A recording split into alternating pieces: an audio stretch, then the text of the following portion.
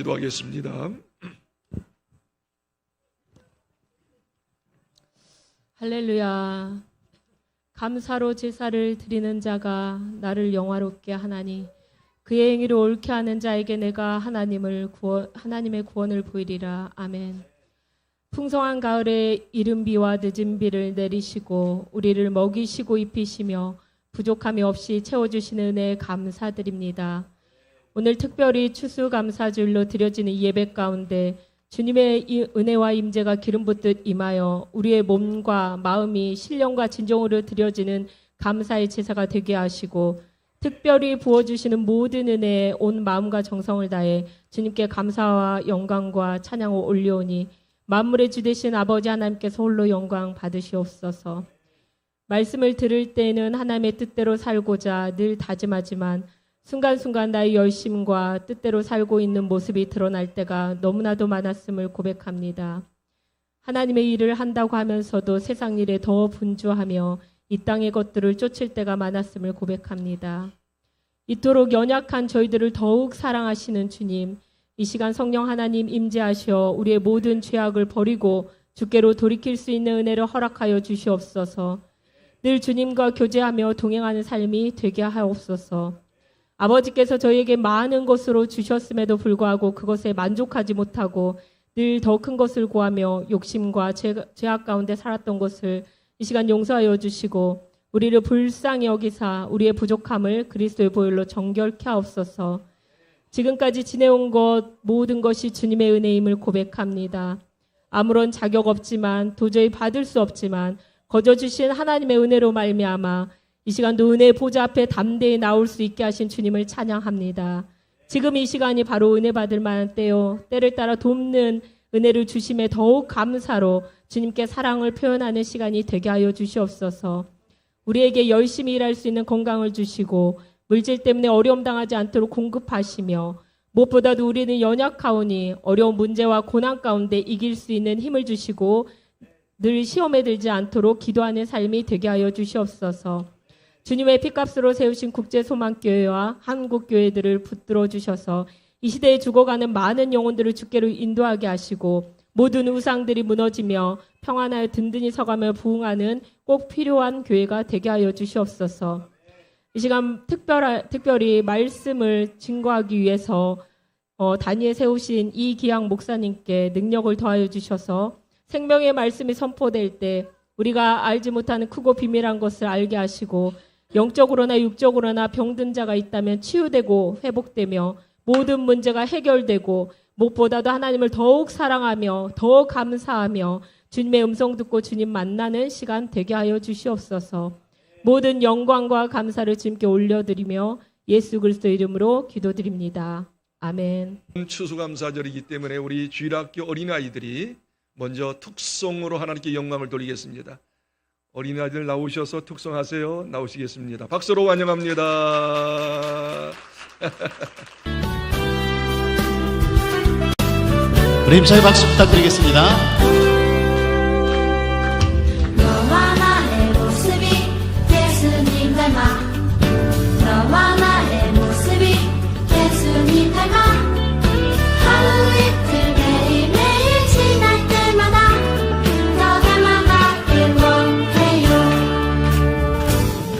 너와 나의 모습이 예수님 닮아 너와 나의 모습이 예수님 닮아 하루 이틀 매일매일 지날 때마다 닮아가길 원해요. 예수님 사랑이 예수님 축복이 흘러 예수님 은혜가 가득가득 당신과 함께 가길 원해요.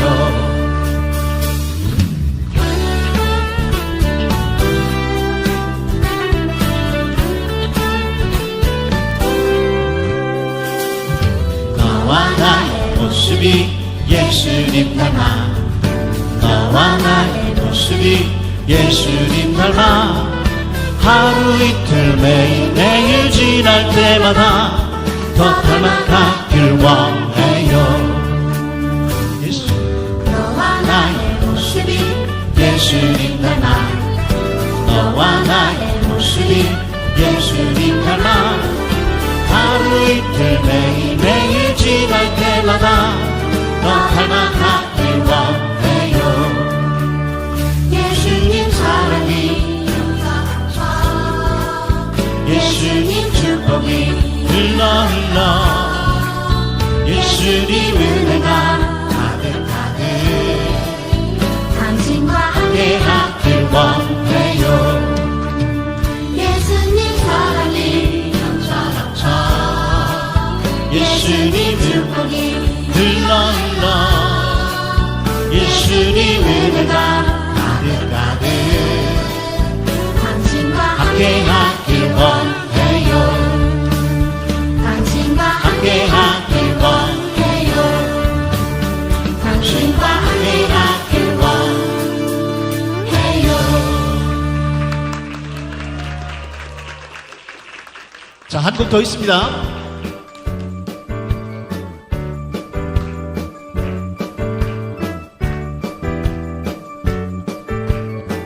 주의 자비가 내려와 주의 자비가 내려와 내려와 주의 자비가 봄비같이 주의 자비가 내려와 나를 돕네. 주의 자비가 내려와 내려와 주의 자비가 봄비같이 주의 자비가 내려와 나를 돕네.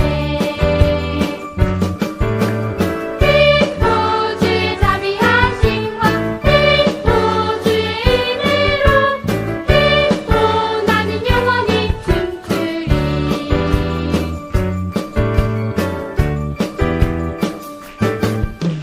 주의 자비가 내려와 내려와 주의 자비가 봄비같이 주의 자비가 내려와 나를 돕네. 주의 자비가 내려와 내려와 주의 자비가 봄비같이 주의 자비가 내려와 나를 돕네. 또 주의 자비하심과 또 주의 은혜로 또 나는 영원히 춤추리. 또 주의 자비하심과 또 주의 은혜로 또 나는 영원히 춤추리.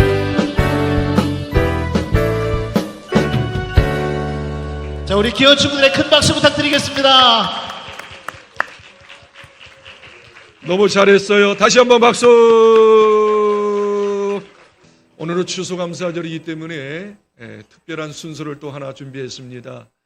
저희 교회가 4월 14일 날 올해 4월 14일 날 중공이 떨어져 가지고 중공 떨어진 지 한 6개월 정도 되어졌습니다.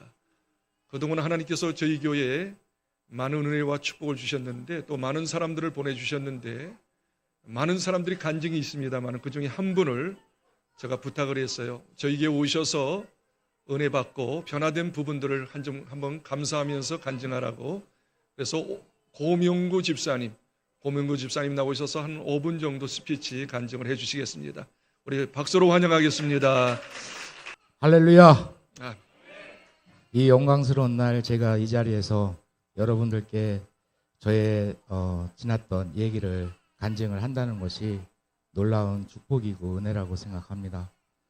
다소 부족하지만 믿음으로 승리하시기 바라겠습니다. 저는 어려서부터 운동선수였습니다. 운동을 하다 보니까 나쁜 친구들도 사귀게 되고 또 시합에서 지면은 짜증을 남들한테 화풀이를 했습니다. 그러다 보니까 제가 조금 별이 많아요. 그 별뜻 아시죠? 그런 삶 속에서 살다 보니까 제가 너무나 너무 안 좋은 세상에서 살게 됐고요. 그러다가 제가 하나님을 영접을 했습니다. 구원을 받고 정말 저희가 너무나 어렵게 살았어요. 제가 뭐 술 장사하고 나이트클럽에서도 일도 하고 소위 말하는 기도대장, 소위 말하는 행동대장, 지역 전국에서 알아주는 주목으로 나름 저도 했었습니다. 근데 그거는 물질이 남아놓지를 않아요. 다 뺏어가시더라고요. 어떤 걸로든 다 뺏어가시더라고요. 그래서 정말 저희 사랑하는 아내와 자식들이 있지만 저는 자식이 넷이 있습니다. 저희 큰애가 29이고요. 저희 지금 막내 아들이 지금 소위 말하는 늦둥이로 해서 중학교 지금 다니고 있는데요. 저희 아이들한테 따뜻한 보금자리조차도 못 줬습니다. 사글세, 깔세에서 살면서 정말 벌레 나오고 비 새는 데서 저희 사랑스러운 아내가 정말 고생해 줬습니다. 그러다가 제가 하나님을 구원을 받고서 조금씩 저에게 기회를 주시더라고요. 그 기회를 주시기 전에 저는 죽으려고 됐어요. 저희 시골집 살던 곳에 산이 조그만 야산이 있는데 너무나 자존감이 강하다 보니까 농약병을 사서 산에 올라가서 농약병을 땄습니다. 그렇게까지 했던 사람이에요. 근데 저에게 구원이 있기 전 얘기인데 하나님께서 저에게 길을 인도하시리라 저같이 정말 이 많은 죄를 지은 저를 구원해 주시는 그런 부분이 역사가 일어났습니다. 그래서 하는 사업도 없었어요. 그냥 몸으로 때우고 남들이 뭐 좀 도와달라 그러면 가서 해주고 제가 추진력 하나는 정말 좋았거든요. 그러다 보니까 조금씩 저에게 사람들이 모이게 되고 또 기도라는 것을 제가 하게 됐고 하나님에 대한 부분을 사랑을 제가 알고 나니까 성경 말씀을 너무나 읽고 싶은 거예요. 제가 아까 말씀드렸듯이 사글세에서 깔세에 살 때 아이들하고 아내하고 같은 한 방에서 자는데 성경 말씀을 읽고 싶은 거예요. 근데 그 성경 말씀을 못 읽게 하는 거예요. 저희 와이프가. 애가 깨니까 자고 싶으니까 또 저를 대신해서 와이프가 마트에서 일을 했었거든요. 그러니까 그 성경 말씀이 저는 너무나 간절해가지고 휴대폰 불빛으로 성경 말씀을 구약부터 신약까지 다 읽었습니다. 읽으면서 저에게는 놀라운 변화가 생겼고요. 그 성경 말씀을 읽음으로부터 저에게 눈물이 많아졌습니다. 그러면서 정말 복이 왔어요. 그래서 사업이 정말 잘 되고요. 제가 기도를 하면 또 주변 사람들이 또 저희 성도님들이 기도를 해주신 덕으로 저에게 부족한 거를 하나님께서 하나하나 채워서 저에게 지혜도 주시고 저에게 물질과 금전을 주셔서 정말 천억대 사업을 할 수 있는 기회를 주셨습니다. 근데 그 기회에서 벌었어요. 많이 벌었어요. 벌다 보니까 다시 옛날에 제가 돌아가더라고요. 예. 배에 기름이 차니까, 또 주변에 저하고 어려서부터 어울렸던 친구들, 또 전국에 저하고 같이 어울려서 했던 친구들, 이런 사람들이 저를 찾아오게 되고, 그 사람들과 또 제가 세상 밖의 삶을 또 살아가고 있더라고요. 그러면서 코로나가 닥쳤습니다. 코로나가 닥치다 보니까 영상 예배로 주일 예배를 보는데 처음에는 가지런히 그래도 씻고 소파에 앉아서 영상을 봤습니다. 근데 점점 어떻게 변해야 되냐면 귀찮은 거예요. 소파에 앉아서 예배를 잘 드리다가 이제는 누워서 드리고요. 누워서 드리다 보니까 나중에는 잠을 자고요. 그 잠 속에서 믿음이 점점 저에게는 없어졌어요. 저뿐만이 아니라 저희 사랑하는 아내도 역시도 믿음이 없어졌어요. 그 영상 예배 때 청소기 밀고 설거지하고 아이들 그런 부분으로만 하더라고요. 그러니까 제 삶이 더 안 좋아지기 시작해요. 그 이후 천억대 사업에서 지금 또 그 더 큰 사업을 얼마 전에 준공이 나서 지금 현재 진행하고 있는데 그거보다 배 정도 되는 사업을 제가 또 했습니다. 해서 분양이 3개월 만에 다 완판이 됐습니다. 근데 시련을 주세요. 근데 그 시련이 뭐냐면 제가 다시 세상 밖으로 나가려고 하고 믿음을 제가 저버리고 믿음 생활을 자꾸 안 하니까 저한테 조금씩 시련을 주시는데 어떤 시련이냐. 그동안에 저를 지켜봤던 사람들이 저를 음해해요. 저 새끼 저거 그렇지 뭐. 저거 믿음 생활 한다고 까죽대더니 결국은 또 저지랄하고 살. 응? 그러면서 저한테 그거를 확인하려고 하는 사람들이 생기더라는 거예요. 예. 그래 저는 야 이거 어떡하지? 저희 사랑하는 아내, 저희 누님 매형 집에서 밥을 먹으면서 제가 고민을 털어놨어요. 매형, 누나, 여보, 내가 다시금 세상에 전국의 최고 오야봉인 분이 출소를 하셔서 저를 찾아오셨어요. 저를 오른팔로 세우시겠대요.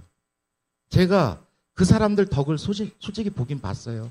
제가 사업을 하면서 그런 어떤 사람들로부터 괴롭힘을 당하지 않게끔 도움을 받은 게 있습니다.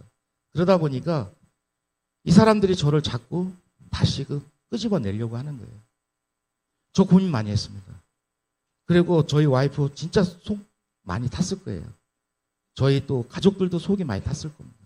근데 참 놀라운 역사가 지금부터 저한테 생겼습니다. 저희 담임 목사님을 우연치 않게 믿음으로 만난 게 아니라 일적으로 만나 뵀어요. 그래서 목사님의 어려움을 같이 도우려고 하다 보니 목사님께서 어느 날은 기도해 드리겠습니다. 실례지만 뭐 하세요? 아, 저 고독의 목사님입니다. 저 깜짝 놀랐어요. 그때 저는 거의 세상 밖으로 90% 이상 나가 있었어요. 다시금 소위 말하는 그런 어떤 안 좋은 곳에 나가게 되는 그런 마음을 거의 갖고 있는 상황이었고 믿음 자체는 아예 할 생각이 없었어요. 그냥 지금 하는 사업 잘 되고 있으니까 그냥 그렇게 살면 되지. 어느 날 갑자기 목사님을 제가 만났고요. 목사님 기도에 제가 너무나 감동을 받았어요.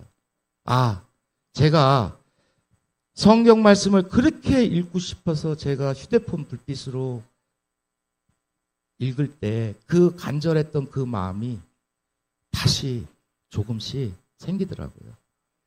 그래서 목사님께 제가 그랬어요. 목사님, 제가 목사님 교회에 제가 한번 그냥 놀러 가보겠습니다.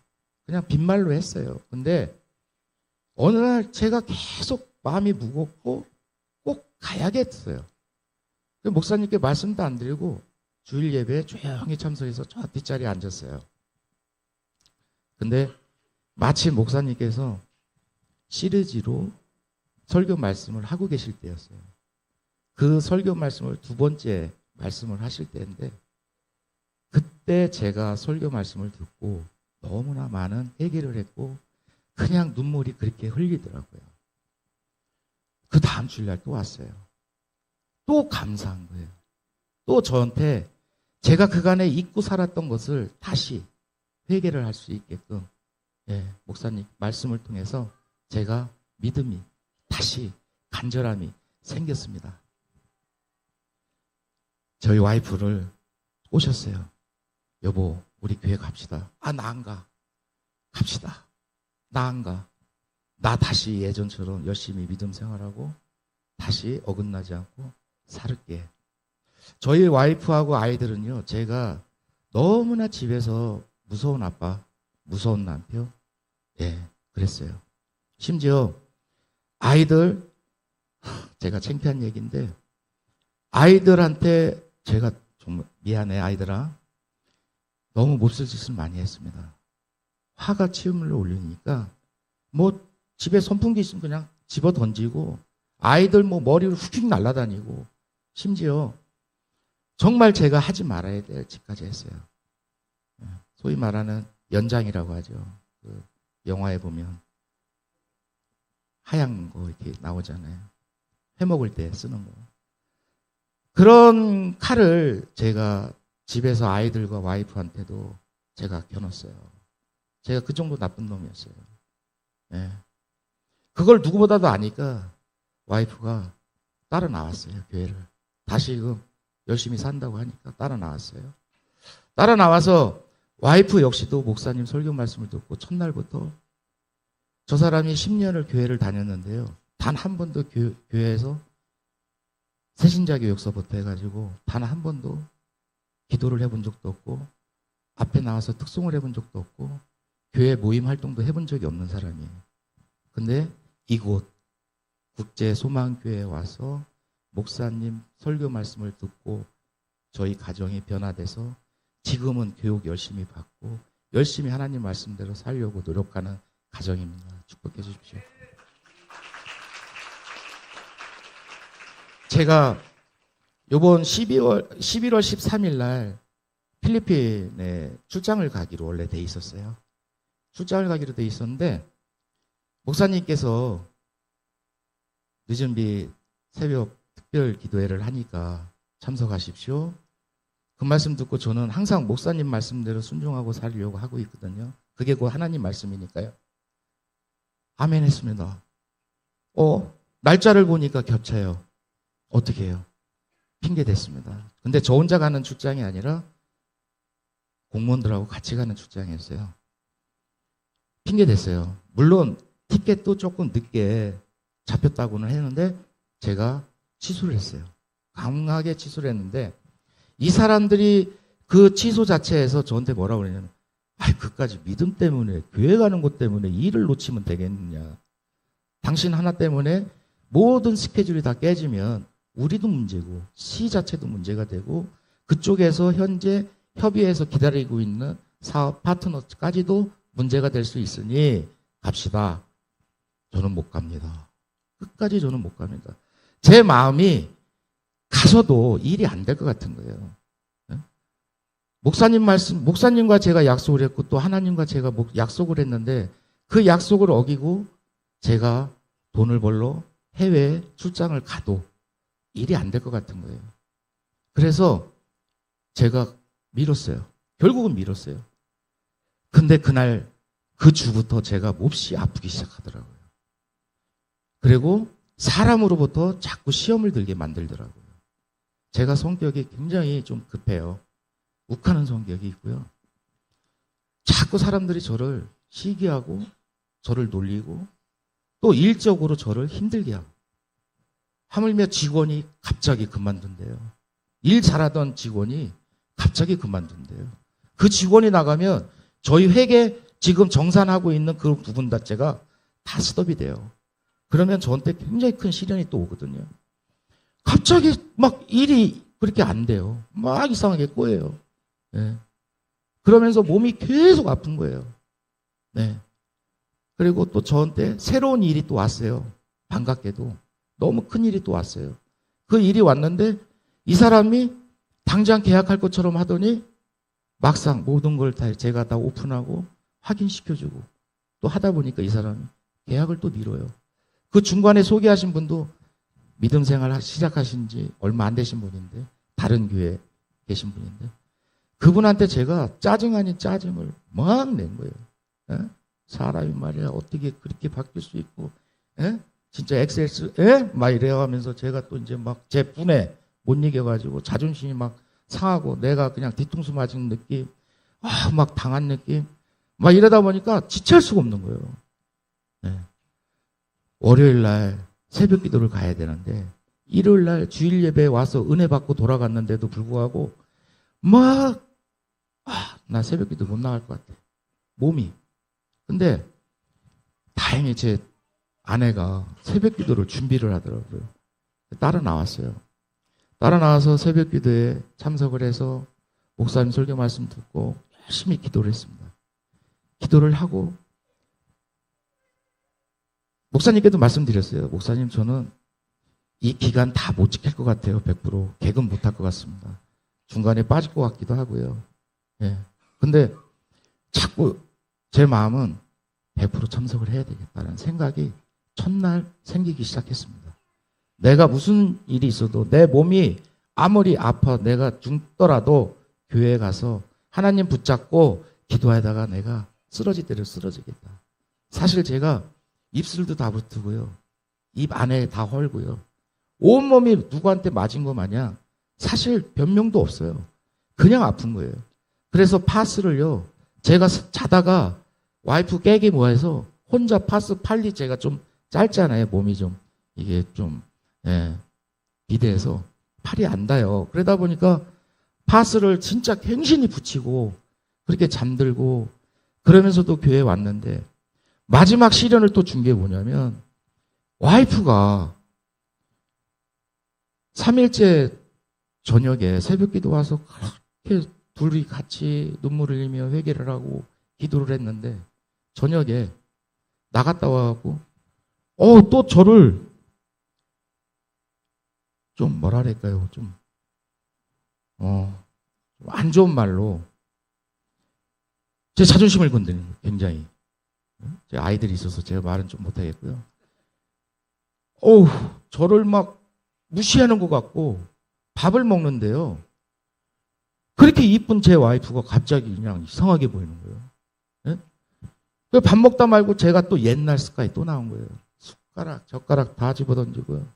예? 방문 그냥 발로 빵 쳤는데 안 뽀개진 게 다행이에요, 진짜. 예? 와, 미치겠는 거예요, 그냥. 그래서 그냥 어떻게든 잠들어서 잤어요. 잤는데 제가 속으로 그랬어요. 야, 우리 마누라 저 성격이면은 내일 새벽기도 안 갈 것 같지? 그러면 나도 가지 말아야지. 예. 잤어요, 그냥 잤는데 와이프가 깼더라고요. 그 새벽에 일어나서 새벽기도 준비를 하고 있더라고요. 또 못난 남편을 위해서 못난 남편이 새벽에 커피를 마시는 걸 좋아하니까 그 커피를 내리고 있더라고요. 예? 그냥 쫄쫄렁쫄렁 와이프 운전해갖고 따라왔어요. 오는 내내 단 한 번도 와이프랑 한마디도 한 적이 없어요. 제가 화가 많이 나 있으니까. 예. 제가 잘못한 게 있는데도 그 화가 늦춰지지 않는 거예요. 예. 자존심 때문에. 그래서 교회 주차장에 도착을 해서 평상시 같으면 저희 와이프가 저랑 같이 기다려서 같이 올라오거든요. 와이프가 먼저 혼자 확 올라가는 거예요. 아, 저거 뭐지? 또 제가 순간적으로 열이 확 나는 거예요. 시동 끄고 올라가려다가 에이씨, 너 마음대로 해. 나 안 해. 나 집에 갈 거야. 차 시동을 다시 켰어요. 근데요, 저한테 놀라운 역사가 어떻게 생겼냐면 그 시간이면 목사님이 그 주차장에서 저랑 마주치는 시간이 아니에요. 그 시간이면 늘 강당에서 목사님이 기도를 하시든지 앉아 계시는 시간이에요. 근데 제가 막 도망가려고 했는데 목사님께서 갑자기 고집사님 이거 뭐지? 순간적으로요. 너무 반갑게 목사님께서 손을 흔들어주면서 저를 맞이해 주시는데 어떻게 도망가요? 승질은 나는데 갑자기 그래도 예배는 올라가야 되겠지. 시동 끄고 다시 올라갔어요. 목사님 뒤를 따라서 올라왔어요. 근데 예배를 주관하시는데 제가 죄송합니다. 우리 소 목사님 죄송합니다. 아무런 저기가 아닌데 하나 교회에서 인도하실 때 성경 말씀 다르게 읽으시고 우리 기도 제목 토시 하나가 틀리면 그게 막 짜증나는 거예요. 갑자기 앉아있기가 싫은 거예요. 뛰쳐나가고 싶은 거예요. 막 그냥 막 다 싫은 거예요. 또 옆에서 앉아있는데 와이프가 오늘도 붙어 앉았습니다. 근데 막 떨어져 앉아 있었어요. 옆에 와이프를 보는데 막 승질이 나갖고 저거 진짜 막 그냥 기도를 못 하겠더라고요. 그러다가 목사님 설교 말씀을 듣는데 그 말씀이 곧 저희 부부를 위한 말씀이었고 저를 위한 말씀이더라고요. 너무 혼났어요. 저는 이 국제소망교회에 지금까지 단 주일 예배를 드리면서요. 단 한 번도 저는 행복하지 않았습니다. 저는 항상 고통이 없고요. 그 고통이 뭐냐면 제가 그간의 지은 죄, 또 제가 잘못 살은 어떤 그런 부분 때문에 목사님 설교 말씀이 저한테는 너무나 아팠어요. 그래서 여러분들이 앉아 계신 자리가 저는 매주 가시방석이었습니다. 근데 그날 새벽 기도 자체가 그랬어요, 또. 그래서 다시금 마음을 잡을 수 있는 계기가 됐고요. 또 그 기도를 통해서 놀라운 역사가 생기기 시작했는데요. 제가 무늬만 믿음 생활을 예전에 했고요. 간절히 했던 때가 있었어요. 간절히 했던 때가 있었는데 먹고 살만해지니까 제가 또 세상 밖으로 나갔다고 했잖아요. 그러다 보니까 야, 이거 11조? 저 한 번도 해본 적 없습니다. 단 한 번도 해본 적 없었어요.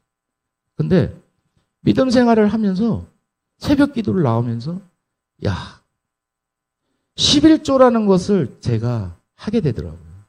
그것도 그 하게 된 것 때문에 또 싸웠어요. 네. 그전에는 못 먹고 못 사니까 11조에는 와이프가 그 돈이면 쌀을 살 수가 있고 반찬을 사서 애들 뭐를 할 수 있는데 반대를 했던 여자가 이번에는 반대를 안 해요. 예, 너무 감사하더라고요. 근데 저는 일이 월급을 매달 받는 사람이 아니라 사업을 하면서 저희는 일이 나오는 거잖아요. 근데 이제 이 사업이 거의 마무리되다가 보니까 정상까지는 제가 수입이 없어야 되는 게 원래 정상이에요. 근데 그 수입이 하나님께서 열어주시더라고요. 어떻게? 우연치 않게 또 제가 정말 절망 속에서 살다가 하나님한테 사랑을 받고 은혜 받으면서 제가 다시 일었을 때 그때처럼 갑자기 생전 연락 안 하던 사람이 연락을 와서 야, 이거 이런 일이 있는데 좀 해결 좀 해줘. 제가 해결사거든요. 해결해줬더니 수익이 생겨요. 그래서 야, 가만있어 봐. 그러면 이 수익을 내가 11조로 무조건 먼저 빼놔야 되겠다. 빼놨어요. 와이프는 10원도 안 주고 빼놨어요. 밥만 사줬어요. 빼놓고 나머지는 회사에 귀속시켰습니다. 또 그래가지고 제가 전도할 사람이 좀 있거든요. 몇 명. 이 지역에. 그 사람들이 제가 자랑을 했어요. 야, 내가 생전 안 하던 11조 되고 뭐하고 하니까 마음이 좋고 이래 하니까 니네들 교회 갈 준비해. 좀 그렇잖아요. 네. 그 사람들은 지금도 여기 평택, 송탄, 안중 이쪽에서 이름만 대면 보스급들의 일명 깡패들이에요. 그랬더니 이 사람들이 저한테 뭐라고 그러냐. 왜 그런 돈을 거기다 갖다 대고 사입이 아니냐 뭐 해가면서 막 저를 또 공격하는 거예요. 아니야. 나는 전도를 하려고 이런 말을 했는데 결국은 그게요. 알고 봤더니 제가 교만을 한 거예요. 교만이 있었기 때문에 하나님께서 저한테 시련을 주신 거고 너 입 닥치고 이 새끼야. 오른손이란 일을 왼손이 모르게 해. 왜 그런 걸 새끼들아 네가 까불어. 이런 마음이 생기더라고요. 예. 근데 여러분들께 제가 이 말씀을 드리는 거는 하나님의 사랑이 저는 너무나 크게 받았어요. 크게 받았고요.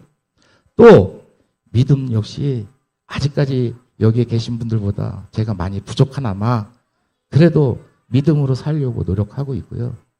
여러분들과 같이 합심해서 또 목사님 말씀에 순종하면서 하나님 말씀대로 살아가려고 다짐하고 있습니다. 제가 두서없이 말씀을 드렸는데요. 네, 감사합니다. 예, 감사합니다. 네, 할렐루야. 자, 시간이 많이 갔습니다만 오늘 귀한 강사님이 오셨어요. 이기향 목사님이십니다. 이기향 목사님은 저의 졸업 동기 목사님이세요. 졸업 동기 목사님 중에 연세가 제일 많으신 지금 77세인가 8세 되셨는데 그 목사님이십니다. 이분은 중국 선교사역을 23년을 하셨어요. 그리고 중국 교회 11교회를 이렇게 세우시고 아주 왕성하게 놀라운 역사를 일으켰던 귀하신 목사님이십니다.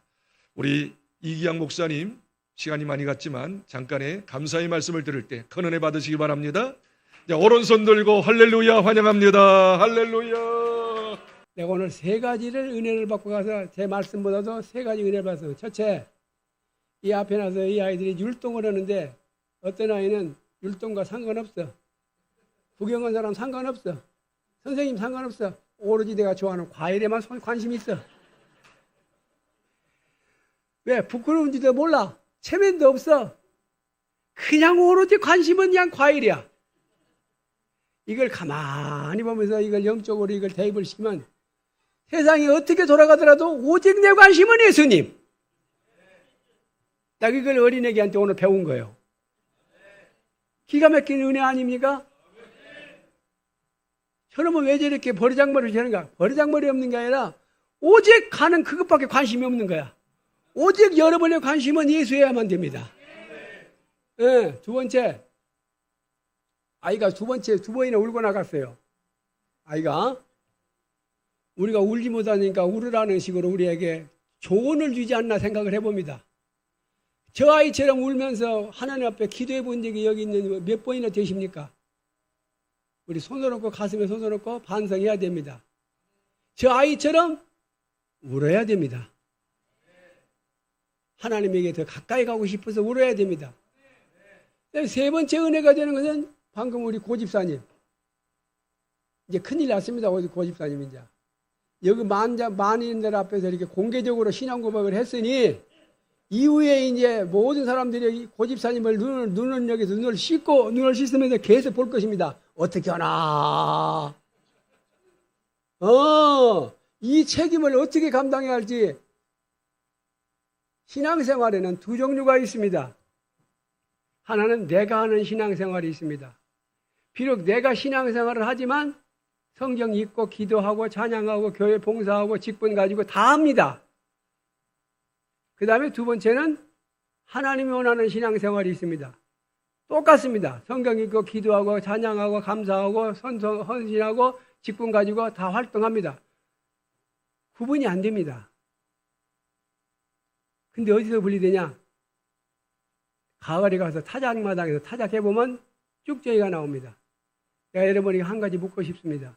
예수님은 오로지 옳은 말만 합니까? 때로는 틀린 말도 합니까? 예수님은 옳은 말만 합니까? 때로는 예수님도 틀린 말을 합니까? 옳은 말만 합니까? 그렇다면 마태복음 7장에 보면은 주여 주여 하는 자가 다 천국에 들어가지 않는다 그랬습니다. 그럼 여기는 지금 주여 주여 하는 사람들 미안한 이야기입니까? 저를 포함해서니까 쭉저기 신자도 있을 수 있다라는 이야기가 됩니다. 심각합니다. 이 앞에 있는 많은 애기들이 좋아하는 과일이 있습니다. 이것은 현상입니다. 현상. 눈에 보이는 현상적 모습입니다. 그러나 이보다 더 중요한 게 있습니다. 그게 뭡니까? 본질입니다. 본질은 여러분들이 이 앞에 있는 과일처럼 한 사람이 익은 곡식, 익은 알곡, 익은 신자 되어서 천국에 들어가는 것입니다. 이게 본질입니다. 오늘 여러분의 이 예배는 본질적 예배가 되어질 줄로 믿습니다. 할렐루야. 이게 아니면 주여 100번 부르고 100년을 불러도 쭉정이가 될 때 얼마나 서럽겠습니까? 그때 가서야 빌어서 주님이 왜 나를 모른다고 그러십니까? 왜 나를 왜 이렇게 인정 안 해주십니까? 아무리 발버둥 쳐도 이미 때는 늦으리. 지금부터 준비하셔야 됩니다. 오늘 본문 내용의 말씀 보면 14절에 보면 게으른 자가 나옵니다. 게으른 자. 이 게으른 자는 여러분이 생각하는 그런 게으른 자가 아닙니다. 뭐 이게 누구냐? 12절부터 18절까지 이야기를 쭉 들어보면은 믿지 않는 이방인들에게 하는 사도 바울의 이야기가 아닙니다. 믿는 우리에게 하고 있는 메시지입니다. 지금 누구에게 바울 사도가 지금 메시지를 전달한다고요? 믿는 우리에게 메시지를 전달하고 있는데 그 메시지는 기본적으로 하나님이라고 하신 거룩한 분을 기본적으로 본질적으로 우리가 수용을 하고 받아들이고 그리고 그 다음에 이야기가 뭐냐면 그렇게 해서 누구를 방금 우리 고집사님께서 많은 말씀을 하시는데 담임 목사님을 비롯한 중직들을 잘 말을 섬기고 따르라는 이야기입니다. 그 다음에 뭐라고 하냐면 그리고 나서 형제끼리 우리 교인들끼리 서로 먼저 사랑하라는 이야기입니다. 세 번째 나온 이야기가 뭐냐면은 게으른 자가 나옵니다. 이 게으른 자는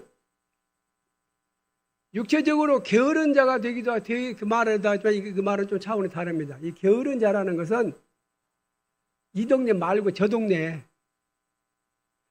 주여 주여 하면서 뭐라고 말하냐면 이 사람은 게으른 자 이야기입니다. 이 사람 게으른 사람이 안 믿는 사람이 아니야. 믿는 사람인데 게으른 사람이야. 믿는 사람인데 이 사람이 뭐라고 말하냐면 세상 말세야. 아유 세상 말세야. 그렇게 하면서 이 사람은 말세를 준비하지 않는 사람을 말합니다. 게으른 사람을. 여기도 그런 사람이 있을 수 있지만 없는 걸로 간주하고 내가 이렇게 자신 있게 말씀을 드립니다. 말세야 말세야 말세야 하면서 말세 준비를 안 한 사람이 게으른 사람입니다. 이게 심각합니다. 여기는 그런 사람이 한 사람도 없고 알곡 신자로 성장해가고 익어가기를 주님의 이름으로 축원합니다. 과일을 보면서 누구를 봐야 되냐? 내 신앙을 보십시오. 이건 현상입니다. 본질은 내가 진정한 과일이 돼서 천국 창고에 들어가야 됩니다. 이게 본질입니다. 여러분, 그 본질이 알곡식으로 천국 창고에 들어갈 때까지 우리의 수고는 쉬지 않고 계속 십자가를 바라보고 나아가야 될 줄로 믿습니다. 할렐루야! 저는 중국 사역을 23년 했다고 담임 목사님의 말씀을 했습니다. 그 세월을 이야기하자면 끝이 없습니다. 감옥에 가가지고 잡히고, 한 번은 숭령강성, 지금 시베리아와 맞닿는 그 국경선에서 목회를 하다가 잡혔습니다. 20명의 제자와 함께 숭령강에서 잡혀서 들어갔는데 그 혹독한 추위는 말로 표현, 영하 40도까지 내려가는 눈이 펄펄 내리고 유리창이 아니라 창살, 쇠창살을 꼽아놓은 반지하에다가 갖다 집어넣었는데 그 시베리아 추운 그 바람, 눈보라가 휘몰아치다 감옥 안으로 들어오는데 양말 벗겨버리고 겉옷 벗겨버리고 속옷만 입혀가지고 거기다 몰아넣습니다. 가만히 있어도 그냥 동태대기에 딱 알맞는 날씨입니다. 영하 14도, 40도 내려가니까. 너무 춥고 추운데 나중에는 살이 찢어져 이런 통증을 느끼겠더라고요. 얼마나 추운지. 한없이 거기서 고통을 받고 있다가 내가 기도하기 시작합니다. 하나님, 종이 여기 있습니다. 아버지 어디 계십니까? 라고 정말 아까 울던 그 애기 울음보다도 더 처절하게 울었습니다.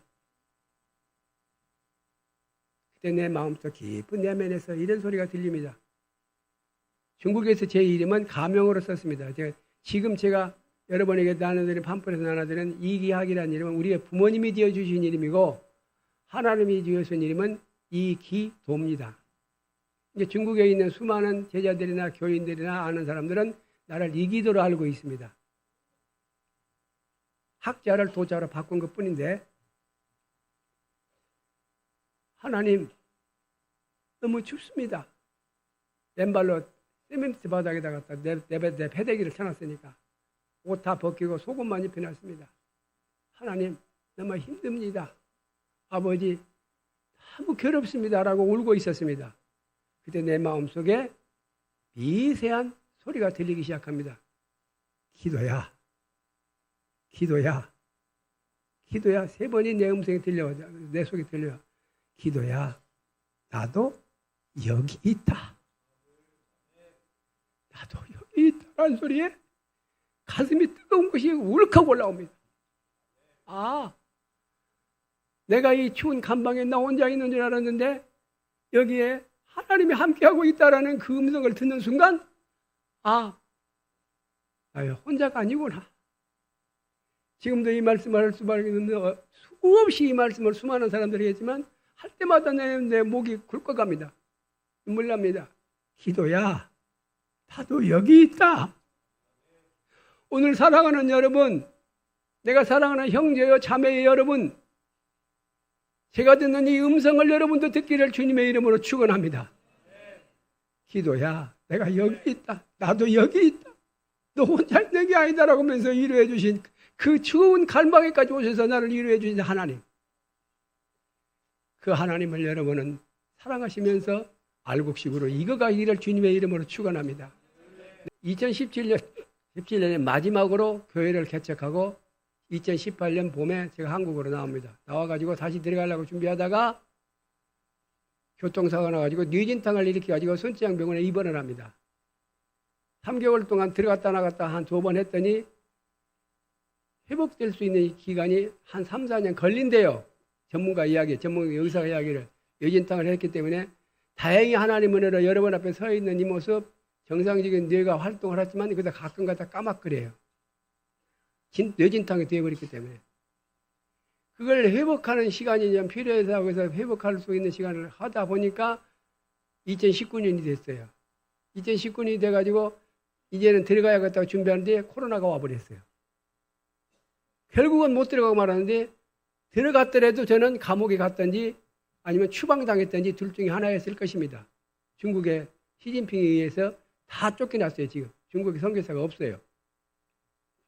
2017년도에 내가 2017년 12월 달에 아니 10월 달에 조그마한 교회를 한 30명, 40명, 한 30명에서 50명 들어가는 작은 단독주택 같은 교회를 개척을 하고 마지막으로 제가 이제 한국으로 나오는데 교인들이 전부 노인들 뿐이 없어요. 지금 이런 애기들이 있으면 얼마나 좋겠어요. 애기가 없으니까, 애기를 안 나니까. 다 노인들인데, 할 일은 내가, 어려운 일은 내가, 그래서 그 중에서도 내가 60이 넘은 내가 제일 젊어요. 70 가까운 내가. 그런데, 일할 사람이 있어야죠. 몇 명 있는 교인들은 거기 가서 점심 준비하려고 정신없이 바쁘지. 유리 닦으랴, 방 쓰려랴, 마당 쓰려랴. 나 혼자 그걸 다 해야 돼요. 유리 닦으러 올라가서 상태로 올라가서 이렇게 유리를 이렇게 닦았는데 누가 내 종아리를 탁탁 노크를 해요. 그래서 이렇게 내려다봤더니 어떤 할머니가 나를 이렇게 올려다보면서 내려오라는 이야기예요. 그래서 나 지금 바쁜데요. 이거 유리 닦아야 되는데요. 그랬더니 이 양반이 목사님 맞죠? 그래서 예 맞는데요. 이기도 목사님이죠? 예 맞는데요. 제가 목사님한테 드릴 말씀이 있는데요. 그럼 거기서 말씀하시죠. 내려오셔야 되는데요. 할 수 없이 유리 닦다가 내려왔어요. 무슨 말씀입니까? 밑도 끝도 없이 이 양반이 나한테 그럽니다. 목사님, 부자세요? 우리나라 교인들 같은 목사님이 그렇게 어려운 질문입니다. 밑도 끝도 없이 부자세요? 나보고 그러는 거예요. 그래서 내가 누구십니까? 그랬더니 저 최집사예요. 그래. 아하. 오래전에 이 양반에 대해서 내가 소문을 많이 들었어요. 가난한 사람들을 많이 도와주고 다니며 가난한 개척교회 가서 수고도 많이 해주시고 물질적으로도 나름대로 열심히 봉사하신 분이라고 해서 그 지역에서는 이 최집사님을 모르는 사람이 없어요. 그래서 평소에 이제 알고는 있었지만 소문을 들었지만 만나 뵙지는 못했는데 그날 드디어 이 양반이 찾아오셔가지고 나를 만난 거예요. 이제 내 종아리를 딱딱 해피는 종아리를 딱딱 노크를 해서 이제 근데 상태로 올라가 있으니까 내려와서 했더니 무슨 말씀하시냐고요? 그랬더니 목사님, 예, 부자십니까? 엉뚱한 질문을 하니까 내가 예수님이 오늘 여기에서 오셔서 우리에게 축복해 주시겠죠? 아무니요 이렇게 할 텐데 갑자기 나보고 부자라고 말을 하니까 내가 할 말을 잃어버리고 이거 무슨 말을 해야 할지 그래서 내가 곰곰생각하다 지혜가 생기더라고요. 그러면 집사님은 부자입니까? 제가 그랬어요. 그랬더니 그러면요 제가 얼마나 부자인데요. 근데 아무리 봐도 부자도 아니고 내가 소문을 듣기는 부자는 그냥 내가 도와줘야 할 양반인데 부자라는 거예요. 그래서 얼만큼 부자예요? 내가 물었어요. 내가 지금 천사 이야기를 합니다. 내가 만난 천사. 여러분은 이분이 여러분 천사가 될지는 모르지만 그러면요 저는 얼마나 큰 부자인데요 이렇게 말씀하신 거예요. 그래서 아무리 봐도 내가 볼 때는 부자가 아니야. 돈이 얼마나 많아요? 돈 문제가 아니라 저는 정말로 큰 부자라는 이야기. 왜 그렇게 큰 부자입니까? 그랬더니 하나님이 나의 아버지니까 나는 부자입니다. 뒤통수를 세망치한테 얻어 맞은 기억이죠. 엉뚱한 질문이 엉뚱한 대답으로 나올 때 내가 충격을 받죠. 그래서 집사님 오늘은 바쁘니까 좀 자리에 앉아주셨어야 좋겠는데요. 그랬더니 아이디야 또 하나 질문했대요. 목사님 건강하십니까? 내가 참 대답하기 난처한 그런 질문만 하시는 거예요. 그래서 할 말이 없어서 또 이제 내가 솔직히 할 말이 없죠. 제가 할 말이 없어요. 그러면 집사님은 건강하십니까? 그러면요 저는 얼마나 건강하는데요. 그래야 그러는 거야. 근데 내가 아무리 봐도 그 양반은 건강한 양반이 아니야. 왜? 오른쪽 다리 무릎 위를 잘라가지고 고무다리 한 양반이야. 부자라고 했을 때 그 양반이 부자가 아니야. 왜? 우리나라식으로 말하면 길가에다가 무슨 비닐을 부대 깔아놓고 호박 몇 개, 고추 몇 개, 시금치 몇 개, 콩나물 얼마 넓혀놓고 파는 정도의 사람인데 당신이 부자라고 할 때 내가 기가 막히게 내 그 소리를 이미 들었으니까. 그런데 이 양반이 너무 엉뚱한 거예요. 그러면요, 저는 얼마나 부자인데요. 얼마나 큰 부자예요? 하나님의 재산이 다 내 거예요. 아, 대단한 거예요. 이 두 번째 질문에 목사님 건강하십니까? 할 말이 없는 거예요, 나는. 그래서 그러면 집사님은 건강하십니까? 그러더니 그러면요, 저는 얼마나 건강한데요. 왜요? 아버지가 나의 능력 되어 주시니까. 고무다리 가지고 그렇게 말씀하신다는 것은요, 보통 신앙의 신자가 아닙니다. 그래요. 그때 목사 집사님 가서 앉으세요. 그리고 이제 또 돌아가서 하니까 또 붙잡아. 하나만 더 질문할게요. 아, 이 양반이 단단히 각오하고 오늘 나한테 왔구나 생각이 들더라고요. 그렇게 말씀하십시오. 무슨 말씀인데요? 목사님, 행복하십니까? 아이고야, 내가 이걸 또 답변하기가 갑자기 질문하니까 저도 꽉 맥히더라고요. 솔직한 이야기로. 안 되겠다 생각이 또 들었대요. 그러면 뭐 집사님은 행복하십니까? 또 그랬어요. 그랬더니 그러면요, 그 말이 얼마나 저는 행복한데요. 그래서 왜 그렇게 행복합니까? 예수님이 내 신랑이잖아요.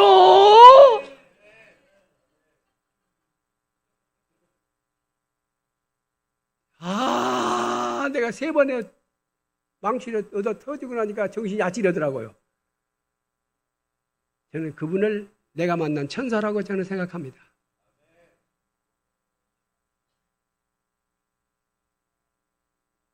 기가 막힙니다. 이런 이야기를 뿐만 아니라 지금 우리 애기들이 앞에 앉아 있는데 초등학교, 우리 식으로 말하면 초등학교 아들 지금 소학교 1학년 다니는 놈이 예수에 미쳤어요.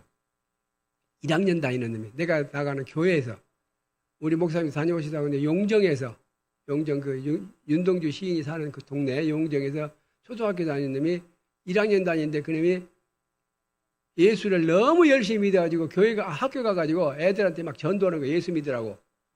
이게 교장에 이제 공산당인데 교장이 이제 그놈을 불렀어요. 너 이리 와봐. 길동아, 너 학교에서 예수 이야기하고 예수 자랑하고 예수 믿으라고 그러면 너 학교 못 다녀. 그러니까 이 아이가 뭐라고 한 줄 아십니까? 그래요? 그러면 저 학교 안 다닐래요. 초등학교 1학년생이. 그러면 저 학교 안 다닐래요. 그러면 너 퇴학 맞을래? 학교 그만 다니라면 오늘로 그만둘게요. 그러나 저는 예수님은 못 버립니다. 어릴 때부터 싹이 보여요.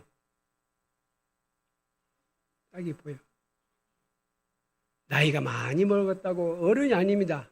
하는 행실이 어른이어야만 되고 목사라고 해서 그게 다 모든 게 완벽한 존재는 아닙니다.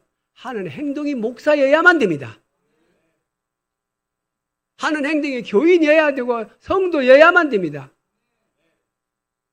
맨 처음 제가 여러분 설명했듯이 말쓰다 세상 끝나려다 아무리 해도 소용없습니다. 그걸 준비하는 자가 지혜자입니다. 근데 우리는 입으로는 말세라고 하면서 자기 자신은 정작 말세에 준비하지 않는 게으른 자들이 얼마든지 있었고 또 여러분들이 이 앞에 있는 이 알곡식을 놓고 이것을 풍성하게 보고 있지만 하나님은 이 알곡식보다도 여러분 자신 한 사람 한 사람의 알곡식에 대해서 천국 창고에 풍성하게 이렇게 쌓여지기를 원하신다고 하신 것을 믿으시기 바랍니다. 중요한 건 뭐냐? 제가 하나만 더 끝내려고 합니다. 너희는 뭐하라?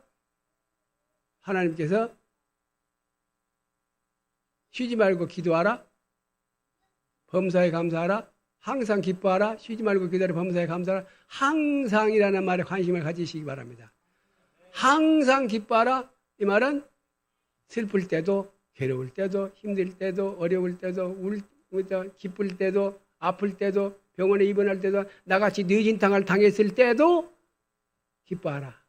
항상 즐거울 때만 기뻐하는 게 아니라 네가 힘들고 어려울 때도 기뻐하라. 내가 감옥에 갇혀있을 때 주님이 찾아오셨습니다. 기도야, 나도 여기 있다. 기뻐할 수밖에 없지 않습니까? 기뻐할 수밖에 없지 않습니까? 하나님이 나와 함께하고 그 감옥에 와 있다는데 내가 안 기뻐할 일이 뭐가 있어요? 그분을 열고 나가게 하신 하나님은 여기 계신데 내가 걱정할 게 뭐 있어요? 항상 그런 모든 면의 삶에서 기쁨으로 여러분들이 하나님을 찬양하시기 바랍니다. 두 번째는 쉬지 말고 기도하라. 그럼 밥도 먹지 말고 잠도 자지 말고 기도하란 말이냐? 아닙니다. 그렇게 그것을 액면 그대로 놓고 보면은 어렵게 문자가 안 풀립니다. 그럼 어떻게 해요? 우애치를 끌어오십시오. 항상 기도하라. 쉬지 말고 기도하라는 걸 어려우니까 우리가 배우고 따라가기가 힘드니까 우애치 단어를 끌어오면 어떻게 됩니까?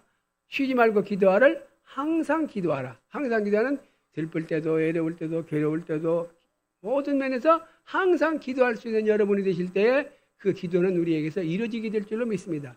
그래 범사에 감사하라. 상당히 어려운 말입니다. 이 범사에 감사하란 말을 다시 끌어오십시오. 뭘 끌어와요? 항상을 끌어오십시오. 항상 뭐하라? 감사하라. 항상 감사하라. 그러면은 범사에 감사하다는 말보다는 단어 표현이 단어 그 활용도가 굉장히 쉽게 풀립니다. 그러니까 항상에 대입을 해가지고 여러분들이 그 성경을 읽으면은 하면서 답이 그냥 나올 줄로 믿습니다. 그런데 문제는 여기 하나만 더 해야 됩니다. 감사하다는 말을 다른 말로 우리식으로 고유의 우리말로 말하면은 고맙습니다가 됩니다. 고맙습니다. 감사하다는 말은 한자 표에서 따온 말이고 순수한 우리 한국의 우리들 말은 고맙습니다입니다. 고맙습니다라는 말은 따뜻한 감을 느낄 수 있는 참 좋은 말입니다. 앞으로 여러분들이 감사하다는 말보다는 고맙습니다라는 말을 많이 사용하시기 바랍니다. 우리말입니다. 이건 순수 우리말. 그럼 순수 우리말을 사용하는 우리가 되어서 순수 예수님 말씀만 따라가는 순수한 여러분의 신앙으로 알곡식으로 이것가시기를 주님의 이름으로 축원합니다. 할렐루야. 나도 박수.